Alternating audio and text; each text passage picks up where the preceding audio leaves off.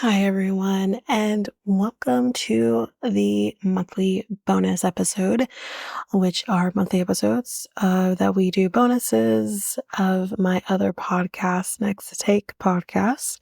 So I have two little sneak peeks for you for this month. Well, technically last month, but so for September, we had our very first episode of the month, which was our evolution of technology. So you're going to be hearing a little bit of a snippet from the evolution of telephones. And if you're interested in learning a little bit more or hearing more of the episode, you can go down to the show notes where you can see a link to the episode. And in that episode, we talk not only about the evolution of telephones, which you will hear more of than in this episode. You'll also get to hear the evolution of televisions and computers. So you can go down to the show notes and find that link, and you can listen to the full episode. And towards the end of the month, we had our kickoff into Halloween. So we did the story behind the real life story behind Dracula, and we had a little bit of fun with that as well. So in this sneak peek, you'll be hearing partly about the story of where Dracula originated from. And if you want to hear more about that, a little bit more fun we had with that, you can go down to the show notes again and you can find the link to that episode where you'll hear, you know, where Dracula has shown up in pop culture, as well as more of the story behind the original story of where Dracula originated from. So if you're interested, you can go down there and you can take a listen to that. So that's it for me on this. I'm going to transition you into listening to those two clips. They're about 10 minutes each. And again, if you are, you want to hear more from next month, we're going to be doing our Halloween series where we'll be talking about different movies in the horror genre. So I'll be back and I'll give you a little sneak peek of maybe a couple of those movies or a couple of those episodes that we did for Halloween. I'm going to aim to have it out to you for Halloween. So that's basically it.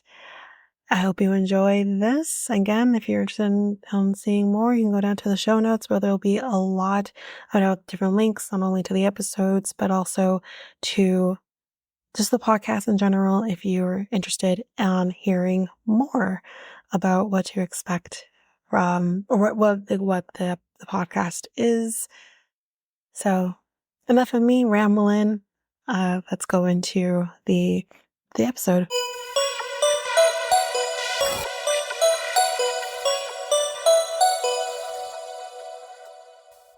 We kind of perfectly segued into it is telephones. So, with that, I think, as Mikkel mentioned, like it has evolved quite a bit. And chances are, like, even like this article says future generations, but I'm even going to say maybe even young people today have never seen a landline, or like their parents may not have a landline in their home because we're today's generation where we don't have landlines. We rely on our cell phones. So there's people out there who maybe have never seen a landline, never seen a jack, which is what, for those people who don't know, is what a landline is to be plugged into. Which is, I was throwing my opinion in here. I think everyone should still have a landline just for emergency purposes. And not like a cordless. I'm talking a phone that's hooked up to a jack. So in case of like a power outage, you can still use that phone. Yeah. Yeah, even like, you can go back in computers back in the day. I even seen this like floppy disk. Oh yeah. I'm that old. I saw floppy disk in the early 90s. Yeah, Even not even just even early 90s, more like yeah, late 90s into early aughts. yeah, yeah. Floppy disks were Like still a thing. Like you could use a floppy disk on like hmm put like your project on a floppy disk. I remember that being an option when I was a kid. right. I don't think I ever did, but like I definitely have floppy disks in my house because my grandpa, he worked at IBM, so we definitely have floppy disks in my house. I just Right. didn't use like floppy disks were like a USB. You would use a USB. I mean, hell, USBs are not things anymore either, you know? Use, So I I mean, feel there's like still, not like it was with us when we were in mm-hmm. like school.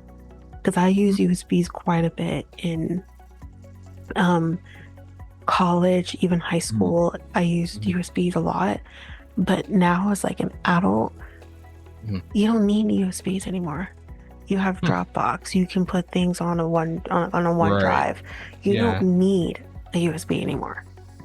Mm, yeah. You Um, can, but yeah, you it's can. not Yeah. You necessary. not necessary. Yeah. And But honestly, USBs are not safe either. It's kind of been hmm debated this hmm on the security of a USB I versus just mean, using a I OneDrive, mean, for example. yeah. I mean, like there are USB that have like security and passwords like onto them as well.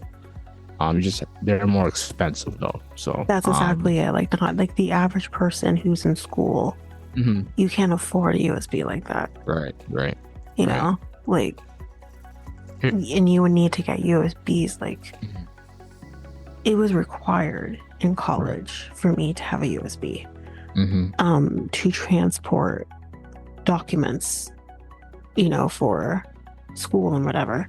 Mm-hmm. And I don't even think I could afford the most, like the highest amount on the USB. I couldn't even afford that.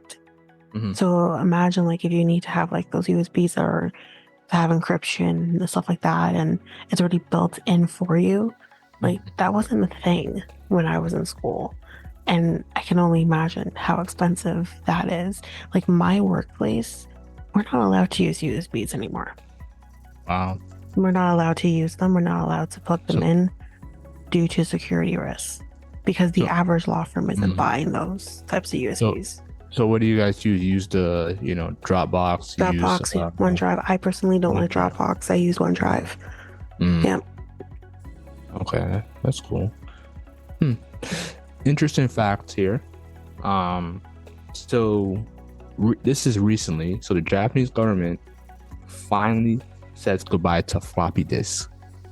Just recently, Yes. So the Japanese yeah, government. yeah, Japanese July 3rd, 2024. In an article. Yeah. I would think that they would be way ahead of us Yeah. in certain I'm most guessing things. yeah, I'm guessing the government's, but people probably like the people in general are probably using USBs like you said and etc. other options. So and possibly the people in Japan were probably using floppy disk too. So like there's Mhm. probably that too. So like And I yeah, would expect that's that more interesting. from certain European countries because Mhm. certain European countries are sometimes a little bit behind the times. And I'm not saying that out of left field. I've heard that before. Yeah, yeah. Um, but I would not expect that from the Japanese. Yeah, which is understandable when it comes to the government, because like they, in terms of other government, they expect safety. Like look at our government, look at the CRA. They still are kind of stuck with the old layout. We've talked about that, yeah. Yeah. So They're like behind in certain yeah, things that even Europe yeah, is doing better on.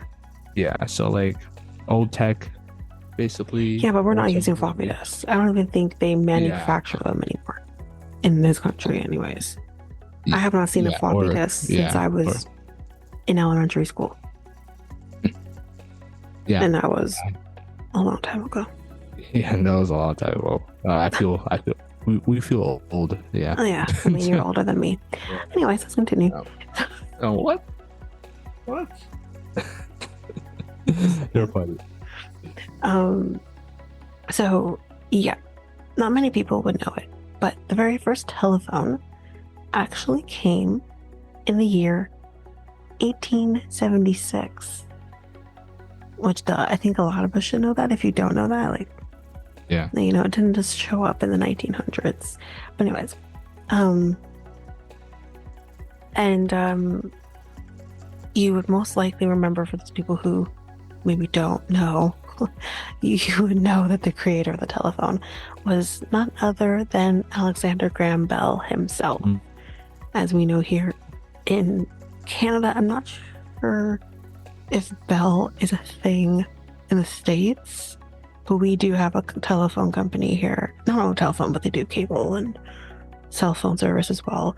But back in the day, and like the, you know, before, in the last 20 or so years, they were mainly a telephone company, and they are named Bell after Alexander Graham Bell. Interesting. But, yeah. So, even though he is responsible for bringing the first working telephone to life, the origins of this device are a little less clear-cut.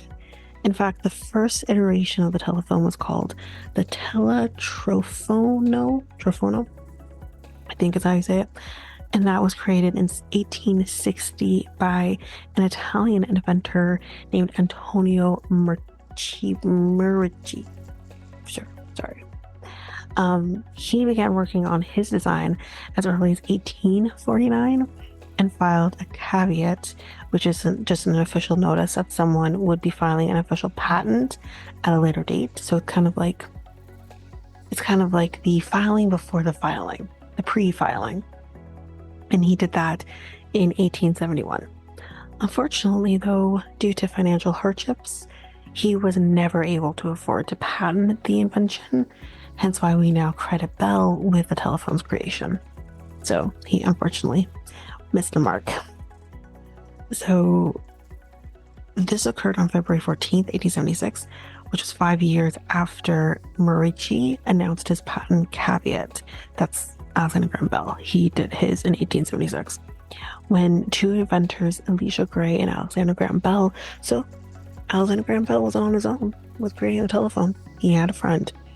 Went to submit their own designs for the telephone to the United States Patent and Trademark Office. While Gray submitted his caveat first, Bell was able to pay the official application fee that day and was therefore granted the patent over Gray. Bell was officially granted the patent for the invention of the telephone on March 7th, 1879. The very first call happened 3 days later on March 10th, and with it, history was made. So, cool, yay.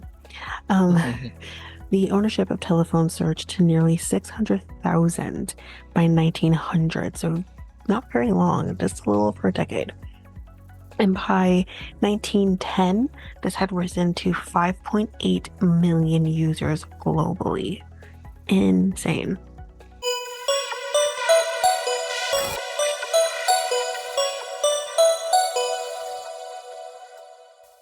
Dracula, in the sense of the book, and kind of in terms of maybe where it came from, where maybe Bram Stoker, where he might have gotten the idea for Dracula, which I'm sure, Mikkel, you probably don't know. Maybe a lot of people don't know about this. Then again, listen, I always say this, I always find the moments where I can say TLC is still a learning network, because that learning channel is because I learned this while watching Before the 90. And I'm like, oh, so listen, it is still the learning channel. Anyways, so let's get into it. So, published in 1897, Bram Stoker's Gothic novel Dracula launched an entire genre of literature and film about vampires. Those sinister figures who use their supernatural powers to hunt humans and drink their blood. Everyone loves a vampire something. Okay. Yeah, like Twilight. moving Well, on. people will say that Twilight isn't like real vampires. Even me, I agree. They don't sparkle in the sun. They burn in the sun. But I've always had a love of vampires with like Buffy and everything. So like, Oh yeah, yeah. that's a classic. Oh, Buffy. I'm currently watching the seasons again. I listen to a podcast that's rewatching them. Yeah, if you Right. the rewatcher, if anyone listens, Right. and I'm at like the last 2 episodes of the whole series, and I'm like stalling because I don't want to finish it yet. But oh yeah, I love Buffy. So to create his immortal anti-hero, Count Dracula, Stoker certainly drew on popular Central European folktales about the, I'm going to butcher this word, Nosferatu. I think that's how you say it, which is basically undead. But he also seems to have been inspired by historical accounts of the 15th century Romanian prince Vlad Tepes, or commonly known as Vlad the Impaler. Interesting. Trust me, this is going to be gnarly, everybody. Here we go. Born in Transylvania as the second son of the nobleman Vlad II Dracul, spelled like Dracula without the A at the end, he took the name Dracula, meaning son of Dracul, when he was initiated into a secret order of Christian knights known as the Order of the Dragon. In Romanian, Dracul means dragon. As the ruler of Wallachia, now part of Romania, Vlad Tepes became notorious for the brutal tactics he employed against his enemies, including torture, mutilation, and mass murder. Though he didn't shy away from disembowelment, decapitation, or boiling or skinning his victims alive. Interesting is not the word I was looking for, but yeah, his preferred method was impalement, or driving a wooden stake, everybody, through their bodies and leaving them to die of exposure. Yikes. Yeah. During his campaign against Ottoman invaders in 1462, Vlad reportedly had as many as 20,000 victims impaled on the banks of Danube. Captured by Hungarian forces and imprisoned, he was finally able to regain his seat in 1476, only to be then killed in battle that same year. So he reigned for some time, but then he dead. So Right. Some particularly gruesome accounts claimed that Vlad liked to dine among the impaled bodies of his victims and would even, this is gross, everybody, dip his bread into their blood. I'll give y'all a minute because that's disgusting. He must have thought it was, hot sauce, I can't with you right now. It's so gross. So gross.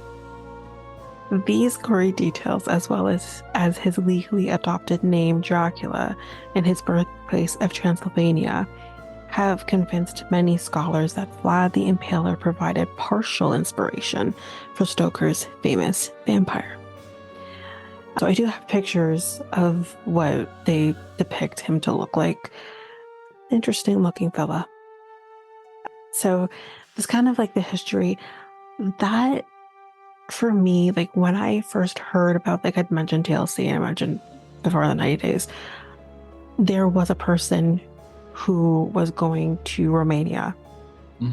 If you remember everybody's daddy's box, you know who I'm talking about. And they went to what was his castle, Vlad the Impaler's castle. Right. And it was then that I realized like this is potentially the inspiration for Dracula. I'm like, oh. And there was this chair. I can see if I can find the chair again and maybe I'll post it. There was this chair that had like these spikes all around it. And this was one of his torture devices. Wow. It was, again, gnarly. what do you expect from somebody that calls himself like, Dracula? Well, Dracula means dragon in Romanian, right? I mean, So they're not thinking, oh, one day someone's going to write a book about me or is going to write a book loosely inspired by me. No one thinks that, obviously, in the 15th century. And so, yeah, like dungeon, the dungeon. Dungeon dragon, no, goes 1-on-1. Dragons, and vampires, I've never seen commingle. The last thing a vampire wants is to be lit on fire. They die. Oh, Fire is bad for them. Do you watch anything having to do with vampires? Like the great Busta Rhymes said, "Rah rah, like a dungeon dragon," So what? You're getting too mixed up here. Dracula is a word in Romanian meaning dragon. Yeah. It's not supposed to be about vampires. There's a whole other lore about vampires as well.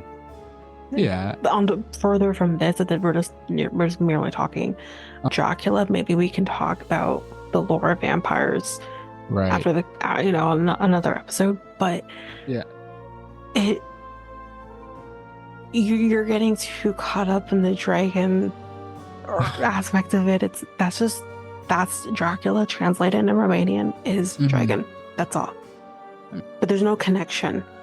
Dungeon and what are you talking about? He has a dungeon, doesn't he? He does, like I don't know if they're necessarily known to have dungeons. They have coffins because they're the undead.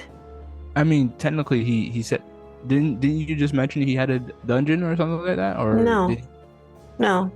I thought you said that. Oh, I didn't say anything about dungeon. He had a chair, spike chair. Basically. No. I never said it was in a dungeon though. I don't know where the chair was situated in the castle prior to being now a part of a museum. The castle is now a museum. I don't know where the chair was situated, but prior to that. Okay, I thought. No. Okay, No. Yeah, my bad. Okay, so obviously we know with Dracula and the fact that Dracula seems to be a famous figure in pop culture with movies, TV shows. We're going to talk about some movies or TV shows that you can find Dracula. So we're going to do that. So there is a movie called Dracula Untold. This is a 2014 movie, and it gets a 6.2 rating on IMDb. So this is where I got IMDb. And basically this movie is about, as his kingdom is being threatened by the Turks, young Prince Vlad Tepes, so he's the main character here, must become a monster feared by his own people. He kind of already was, in order to obtain the power needed to protect his own family and the families of his kingdom.